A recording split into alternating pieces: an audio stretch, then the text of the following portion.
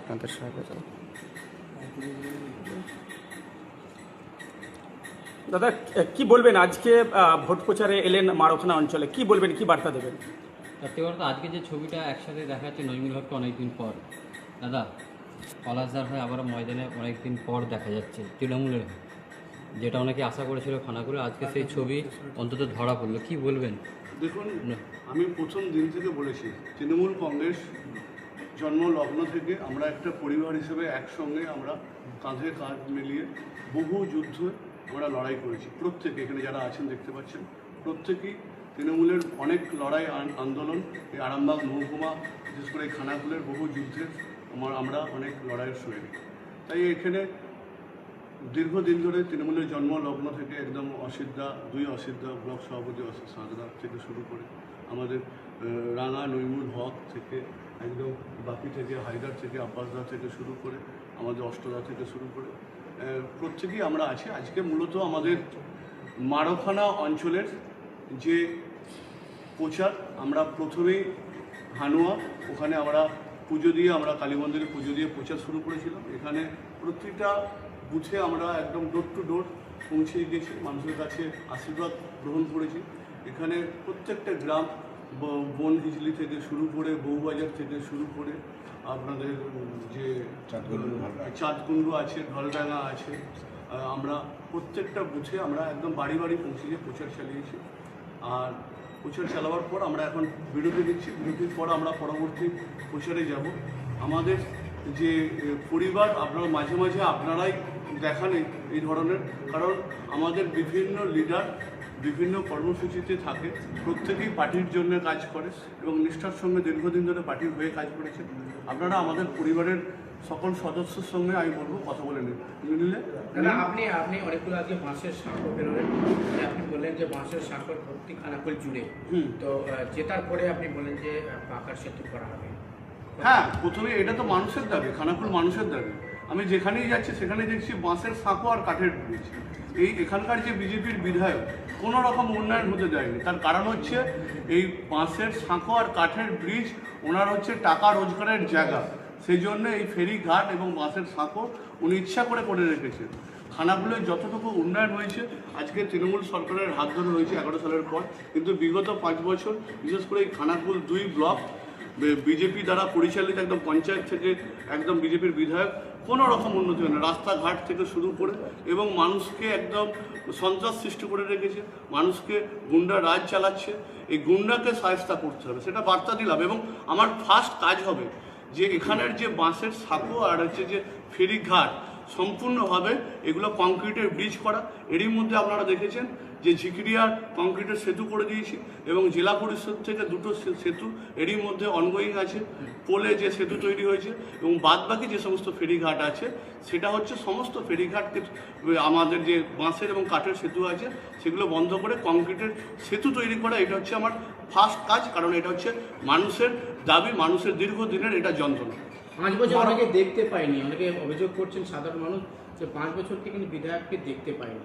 তো এরপরে যদি আপনি যেতেন, আপনি কি মানুষের দুয়ারে দুয়ারে যাবেন ভোটে, এখন যেমন করছেন, তাদের অভাব অভিযোগ তখন কি শুনবেন? দেখুন, আমি জনপ্রতিনিধি, আমি পঞ্চায়েত সমিতি, জেলা পরিষদের প্রত্যেক জনপ্রতিনিধি হয়েছি। আমার মানুষের প্রথম হচ্ছে আমরা যখন ভোট চাইতে যাই, মানুষের যে বেসিক চাহিদা, বেসিক নিড এবং আমরা যে প্রতিশ্রুতি দিই, আমি চেষ্টা করি প্রত্যেকটা প্রতিশ্রুতি। আমার যদি রেকর্ড দেখেন, আমি যেখান থেকে যখন উপপ্রধান ছিলাম প্রত্যেকটা সেখানে পিএইচি থেকে শুরু করে একদম স্কুল কলেজ আইসিডিএস থেকে শুরু করে আমি কিন্তু সেই এলাকায় পড়েছিলাম এবং সেখানে মানুষের প্রত্যাশা, এই খানাকুলের ক্ষেত্রেও আমি খানাকুলের মানুষের যে প্রত্যাশা, খানাকুলের মানুষের যে চাহিদা, সেটা কিন্তু আমি প্রত্যাশা পূরণ করা হচ্ছে আমার প্রাথমিক কাজ। এবং জনসংযোগ শুধু আজকে নয়, আমি আজকে খানাকুলে ক্যান্ডিডেট হয়েছি বলে নয়, বিগত বন্যাতে যদি দেখেন আজকে 2 বছর 3 বছর, 2017-র বন্যা, 2023-এ যে বন্যা হয়েছিল, সেখানে কিন্তু আমরা বোটে করে যে খানাকুলের মানুষের এখানে মারখানাতেও আজকে যেখানে আছি, এখানে বিস্তীর্ণ এলাকা জুড়ে আমরা বোটে করে, এখানে প্রায় 1 তলা বাড়ি কিন্তু জলের তলায় চলে গিয়েছিল।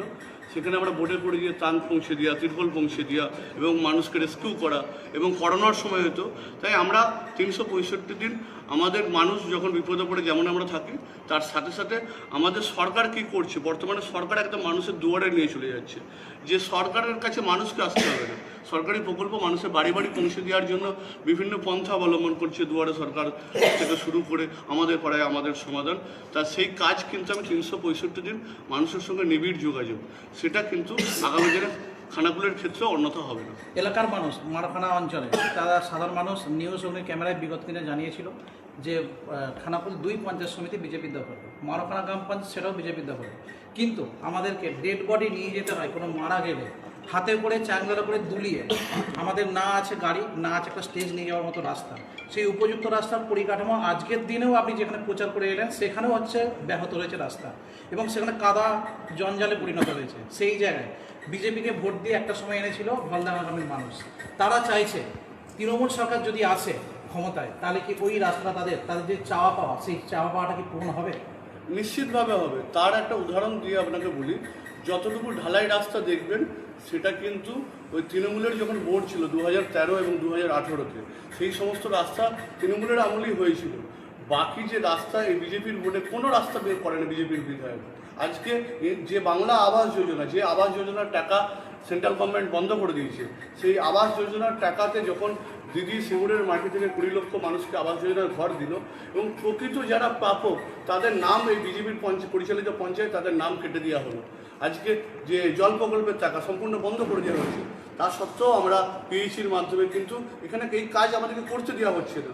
সেখানে আমরা কিন্তু যে সরকারি প্রকল্প লক্ষ্মীর ভাণ্ডার যে সমস্ত বেনিফিশিয়ারি আছে, কৃষক বন্ধু, যুব সাথী, খাদ্য সাথী এবং স্বাস্থ্য সাথী, সেগুলো কিন্তু আমরা দুয়ারে সরকারের মাধ্যমে আমরা প্রত্যেকটা মানুষের কাছে পৌঁছে দিচ্ছি। কিন্তু বিজেপির যে কাজ, বিজেপির বিধায়কের যে কাজ, সেটা কিন্তু উনি তো কাজ করছেই না, এবং যে সরকারি প্রকল্প, রাজ্য সরকারি প্রকল্প, সেটা মানুষকে বঞ্চিত করছে। এবং কেন্দ্র সরকারও বিজেপির টাকা, আজকে আপনারা বলুন, যে একটা বাঁশের সাঁকোকে কংক্রিট করতে পারে না, কাঠের ব্রিজকে কংক্রিটের ব্রিজ করতে পারে না, সে আবার খানাকুলের মানুষকে স্বপ্ন দেখাচ্ছে নাকি রেল করবে। যেমন 2 লক্ষ বেকার, 2 কোটি বেকারের চাকরির কথা বলেছিল, 15 লক্ষ টাকার কথা বলেছিল, সেই ধরনের সেই ভাঁওতাবাজি, মিথ্যা প্রতিশ্রুতি, নাটক, এবং হচ্ছে সবচেয়ে বড় কথা এর যে গুন্ডামি, মানুষকে যে চোখ রাঙিয়ে কথা বলা। আজকে এরকম চোখ রাঙানো, শাসানো, সন্ত্রাস, সিপিএমকে অনেক গুন্ডাকে আমরা সাহায্য করেছি। আজকে এই বিজেপির গুন্ডাকে কিন্তু এই ইলেকশনে খানাকুলের মানুষ সাহায্য করে দেবে। 2011 সালে যে তারপরে গুন্ডা, আপনি যে বলছেন গুন্ডা এবং সন্ত্রাস সৃষ্টি করছে বিধায়ক 5 বছর ধরে, যে তার আপনি যে তার ব্যবস্থা করবেন। খানাকুলের মানুষ ঐক্যবদ্ধ, খানাকুলের মানুষ শুধু 29 তারিখ আসছে দিন, ঠিক আছে, খানাকুলের মানুষ এই গুন্ডাদিকে এমন জবাব দেবে যে মার্জিনের জয় হবে এই তৃণমূল কংগ্রেসে। এই গুন্ডারা এই মাটিতে থাকার সাহস পাবে। 2011 আমরা বলছি যে আমরা সকলকে নিয়ে চলবো, যে স্লোগান দিয়ে আমরা সরকার এসেছিলাম, বদলা নয় বদল চাই। তা আমরা এই ক্ষেত্রেও আমরা খানাকুলের প্রত্যেকটা মানুষ, কারণ আমরা সরকারি প্রকল্প আমরা হেরে যাওয়ার পরেও 21-এ দেখেছেন, সেখানে কিন্তু আমরা কোনো রাজ্য সরকারের যে প্রকল্প, আমরা কোনো রাজনৈতিক রং দেখিনি। সেখানে কিন্তু আমরা প্রত্যেকটা হাউস হোল্ডের কাছে আমরা সরকারি প্রকল্পের সুবিধা আমরা পৌঁছে দিচ্ছি, আমাদের অ্যাকাউন্টে বেনিফিশিয়ারির টাকা ঢুকছে। দাদা 2011 সালে রেল আরামবাগে মমতা কিন্তু মানুষের অভিযোগ শুনে একটা স্বপ্ন দিয়েছে। পরবর্তীকালে সেই স্বপ্ন ছিল যে আরও একটা মেডিকেল কলেজের একটা প্রয়োজন। আজকে কি ওই রেল এনেছে বলেই কি সেই রেলের জন্য কি খানাকুলে ওই পরবর্তীকালে বিধায়ক কি সেই আরামবাগের সাথে সংযোগটা হয়েছে রেল, আর সেই উপায়ে কি বিজেপি রাস্তায় নামতে চাইছে যে খানাকুলের সাথে আরামবাগ রেল? না, আপনারা যদি প্রিভিয়াস রেল বাজেট দেখেন, দিদি যখন রেল বাজেট করেছিল এবং লাস্ট যে দিদি যে রেল বাজেট করেছিল, দিদি প্রথম আরামবাগের রেল প্রকল্পের কথা ঘোষণা করেন। দিদি যখন রেলমন্ত্রী হন, আরামবাগের কিছু বিশিষ্ট ব্যক্তি দিদিকে বলেছিল যে ভারতবর্ষের মধ্যে একমাত্র মহকুমা আরামবাগ যেখানে রেলের প্রয়োজন আছে। দিদির বাড়িতে গিয়ে দিদিকে বলেছিলেন। সঙ্গে সঙ্গে দিদির পরবর্তী দিনে যে রেল বাজেট হয়, সেদিনই দিদি ঘোষণা করেন আরামবাগ থেকে বিষ্ণুপুরের রেল সংযোগের কথা। পরবর্তী ক্ষেত্রে সেটা ইতিহাস তৈরি হয়েছে। 2012 সালে দিদির হাত ধরে সে রেল প্রকল্পের উদ্বোধন হয়েছে, এবং দিদির যখন লাস্ট রেলমন্ত্রী ছিলেন সেই বাজেটে উনি বেশ কিছু প্রকল্পের কথা ঘোষণা করেছিলেন, রেল লাইনের কথা ঘোষণা করেছিলেন। তার মধ্যে খানা জংশন থেকে এই খানাকুল ছিল। কিন্তু পরবর্তী ক্ষেত্রে বিজেপির গভর্নমেন্ট আসার পর এই কাজ কিন্তু কোনোভাবে আগায়নি। মাঝে মাঝে এই সার্ভের শুধু নাটক দেখানো হয় এবং ভোট এলে রাজা রামমোহনের রায়ের কথা বলা হয়। রাজা রামমোহন রায়কে বিজেপির উচ্চশিক্ষা মন্ত্রী বলছে ব্রিটিশের দালাল, সে জায়গায় একবারও ক্ষমা চাওয়া হলো না বিজেপির বিধায়করা। এই আরামবাগ এবং পুরসুর খানাকুলের বিজেপির বিধায়ক একবারের জন্য ক্ষমা স্বীকার করলো না, সে জায়গায় এখন এই রাজা রামমোহন রায়ের নাম নিচ্ছে। এই ধরনের রাজনীতি খানাকুলের মানুষ বুঝে গেছে, এর যোগ্য আমি তো বলবো খানাকুলের মানুষ কিন্তু অত্যন্ত রাজনৈতিক সচেতন মানুষ। দেখুন আমি অনেক কথা বলছি, আমি বলবো আমার অনেক সিনিয়র লিডার আছে যারা দীর্ঘদিন এই খানাকুলের রাজনীতির সঙ্গে যুক্ত এবং খানাকুলের মানুষের হয়ে কাজ করেছে। আমাদের যে পরিবারের কথা আপনারা প্রথমে তুলে ধরলেন, আপনারা ওদের সঙ্গেও কিছু কথা বলুন। তৃণমূল বিজেপি সরকার এলে তবে রেল হবে, এরকমটাই কিন্তু স্থানীয়রা হচ্ছে বলছে, বিজেপি এলে তবে রেল হবে। সত্যি কি কথাটা ঠিক? আপনাকে তো বলুন 5 বছর ছিল, একবারও রেলের কথা মনে পড়লো না। 5 বছরে আপনি বলুন, তাহলে তো প্রথমেই আমি যে কথাগুলো বলছি সেটা প্রথম কাজ হবে এই মানুষের প্রত্যাশা পূরণ করা। আজকে 5 বছরে ওনারা ভুলে গেলেন। আজকে যে 15 লক্ষ টাকার কথা বলেছিল, যে বেকারের 2 কোটি চাকরির কথা বলেছিল, আপনারা দেখাতে পারবেন আশপাশে একটা কেন্দ্র সরকারের বেকার দূরীকরণ করেছে, বেকারের চাকরি হয়েছে। আবার তো সেই মিথ্যা প্রতিশ্রুতি আজকে ভোটের জন্য বুঝে গেছে, পায়ের তলা থেকে মাটি সরে গেছে।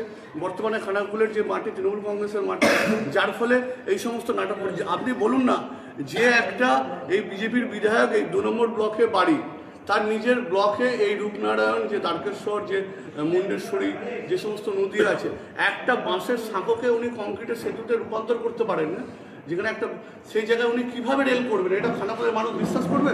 দাদা আপনি আজকে কি বলবেন? আজকে এই এক ফ্রেমে একবারে নতুনভাবে আরো হাসি মুখে একদম পাশে বসে থেকে প্রথম বক্তব্যটা আমি কোথাও কি পলাশ রায় বা নইমুল হকের অভিমান রাগ ভাঙাতে পারলো?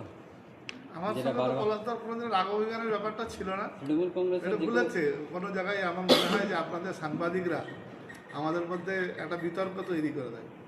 পলাশদা আমার জেলার প্রেসিডেন্ট হিসাবে, যুবর প্রেসিডেন্ট হিসাবে আমাদের এখানে কাজ করেছেন। তার আগে পলাশদা যখন যুবর সভাপতি ছিলেন আরামবাগ ব্লকে, তখন আমরা খানাকুল ব্লক একসঙ্গে কাজ করেছি। তো পলাশদার সঙ্গে আমার মান অভিমানের কোনো ব্যাপারটাই নেই। 21 নির্বাচনে পরাজিত হওয়ার পর যারা ক্যান্ডিডেট ছিলেন বা সেই সময় যারা শাসনে ছিলেন, বারবার আপনার বিরুদ্ধে অভিযোগ করেছিল আপনি দলের বিরুদ্ধে যে গিয়েছিলেন বলেই খানাকুল হেরেছে। এই অভিযোগ কিন্তু বারবার শোনা গেছে। সেই জায়গায় নির্বাচন অভিযোগের জায়গায় থাকবে। 21 বিধানসভা নির্বাচন পাস্ট, আমরা পাস্ট নিয়ে কখনো ভাবি না, কারণ পাস্ট নিয়ে ভাবলে সুশান্ত ঘোষকে আজকেই তো কিছু করা উচিত। পাস্টটা ভুলে যে আমরা চাইছি 2026 সালে তৃণমূল কংগ্রেসের প্রার্থী মমতা ব্যানার্জির প্রার্থী, আমাদের সকলের প্রিয় পলাশদাকে আমরা আমাদের এখান থেকে দিদিমণির কাছে অর্পণ করব এবং আমাদের যে অসমাপ্ত কাজ, যেটা ইকবাল আহমেদ ছেড়ে গেছেন, সেই অসমাপ্ত কাজ আমরা সমাপ্ত করব। কি দেখা যাবে নইমুল হককে পলাশ রায়ের প্রচারে বেরোতে? সব জায়গায় পাবেন। কত ভোটে আপনি বলতে পারেন যে এখান থেকে পলাশ রায়কে উপহার দেবেন দিদির কাছে, আপনি বলছেন? পলাশ রায়কে খানাকুলের মানুষ জয়লাভ করে পাঠাবে। আমি তো একটা মাত্র ভোট দেবার অধিকার আমার আছে।